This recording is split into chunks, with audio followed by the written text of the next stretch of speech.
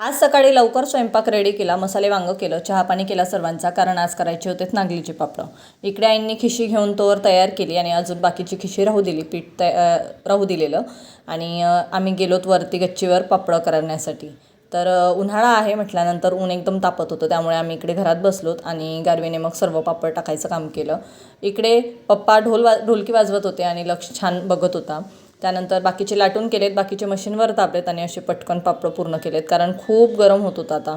त्यानंतर मध्ये जेवणाचा ब्रेक घेतला. जेवण सध्या आमचं असं असतं की लक्ष जेवण करताना जर असला जागी तर आमच्या घराची हालत अशी होऊन जाते. त्यानंतर राहिलेले पापड आम्ही दुपारून पूर्ण केलेत आणि लक्ष्मीही थोडासा हातभार लावला पापड करण्यासाठी. संध्याकाळी छान गुल्फीची पार्टी केली आणि लक्ष्मीही ती छान एन्जॉय केली.